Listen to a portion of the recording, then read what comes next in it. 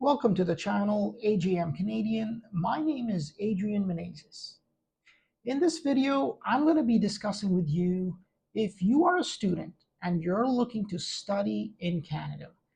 The first decision I want you to take is to stop proceeding with any plans to become an international student in Canada, unless your purpose is primarily to come to Canada to study, complete your studies, and continue your pathway to your future career goals. And this is a very important step. The reason I say this is there's a tremendous amount of temporary residents currently in Canada that are looking for opportunities, that have graduated. They came to Canada, they intended to study, they have now completed their studies, or they're soon going to be completing their studies. But what is happening is all those temporary residents are now looking for some sort of pathway, some sort of transition to either work in Canada or ultimately obtain permanent residence in Canada. And here's where the dilemma lies. You see, there's almost a million plus people who are temporary residents in Canada that cannot obtain permanent residence in Canada. The reason that's not possible is there isn't enough capacity to manage all the temporary residents to transition to permanent residence. And I understand that there is a lot of frustration. So if you're a student and you're watching this video, here are some answers for you. It's very simple. You don't have to spend money. You don't have to contact your unauthorized professionals if that's how you came to Canada. I can give you that answer right here in this video. Canada has a plan on how many people they would like to invite to the country to become permanent residents. And that plan is public knowledge. It's listed on the Government of Canada website, which is canada.ca. It's approximately 500,000 permanent residents that you're looking to have in the country each year, transitioning from 23, 24, 25 onwards approximately. And with the amount of temporary residents currently in Canada, that number far surpasses the 500,000 number. And there isn't enough capacity to transition all the students that are graduating. So here's where the dilemma lies. For every student that graduates for the coming semester, they're looking at the next path in their life, which is working in Canada. Now, the Government of Canada does give, depending on the course that is completed, what's called as a postgraduate work permit. But getting a postgraduate work permit doesn't mean you're going to be getting permanent residence. You see, the postgraduate work permit is tied to your length of studies. And you could be permitted to work in Canada in any province with an open work permit ranging from a couple of months to a maximum of 3 years, depending on your length of studies. And the challenge that lies is one, all these students have to obtain meaningful employment. They have to get an employment with positions that can offer them the points to obtain permanent residence. They have to obtain experience and they have to work in organizations that will be willing to support their work, give them experience letters so they can claim additional points. And ultimately, once they fulfill the eligibility criteria for the permanent residence, they can submit an application for permanent residence inside Canada or outside Canada.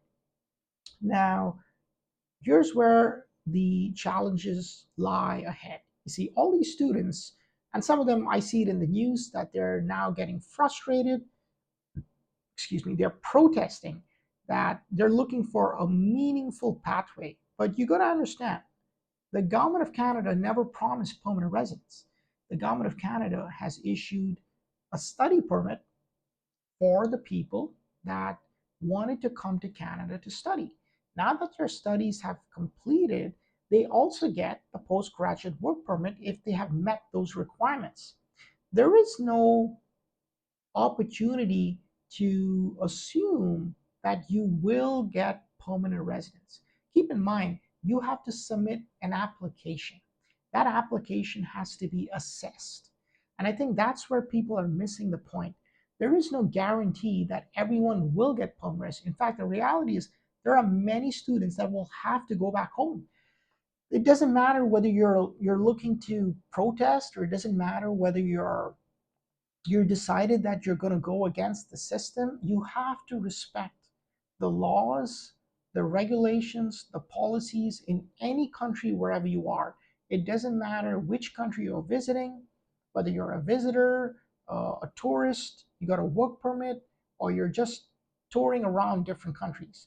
Any country that you approach and you participate in, you have to follow their guidelines. And keep in mind that if you decide to break the country's laws, there are severe penalties which can affect and cause concerns for criminality, leading to penalization through the Canada Criminal Code, which is going to impede on any immigration opportunity in Canada. So I would be very cautious with any person looking to misuse and take advantage of the laws in Canada.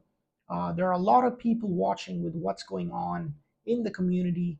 There are concerns. There is no doubt. I completely understand the concerns that people are facing. And I want to emphasize that I have a lot of respect for the temporary residents that are in the country because they are the lifeline of Canada. Many temporary residents who are assisting Canadians, such as truck drivers, medical professional, and in various other capacities and roles, are assisting Canadian corporations, small and large, in transporting goods, in providing medical supplies, and doing many other tasks that all are valuable, whether they're in the food industry, the agricultural industry, they're working on a farm, maybe working on the waterways. So there are a lot of different tasks in Canada. As you know, Canada is a very diverse country with a lot of provinces, very different background in terms of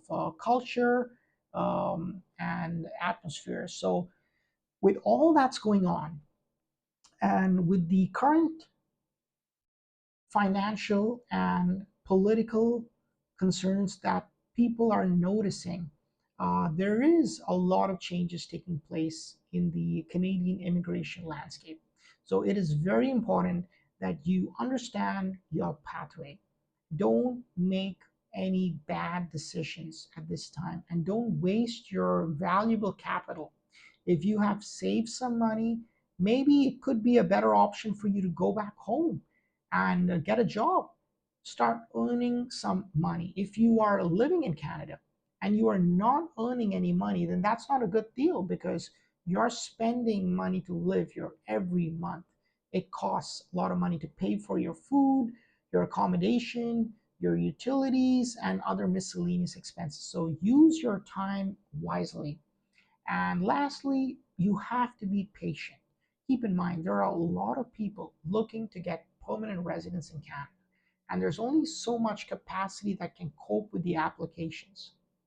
The same goes for the provincial nominee programs. There is only a limited capacity that each province is allocated. First of all, it's not an unlimited allocation.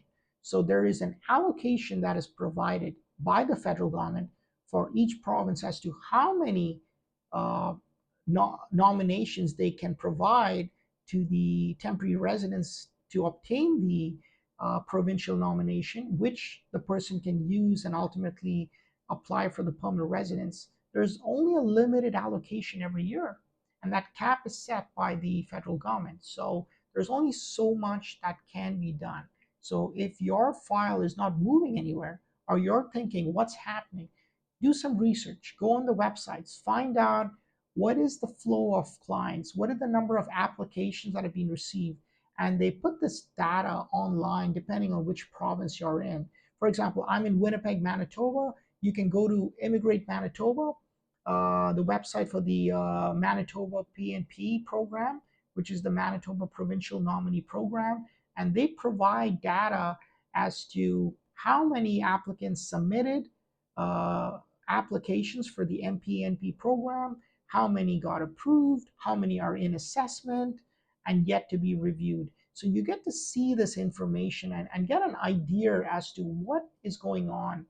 And once again, if you are waiting for several months and you're thinking, why is it taking so long? Well, it will take long because you have a significant amount of people that are in this country. And unfortunately, there isn't enough capacity to manage all these people. Canada is a huge country with extremely large landmass. But keep in mind, it's a growing country, it's a developing country.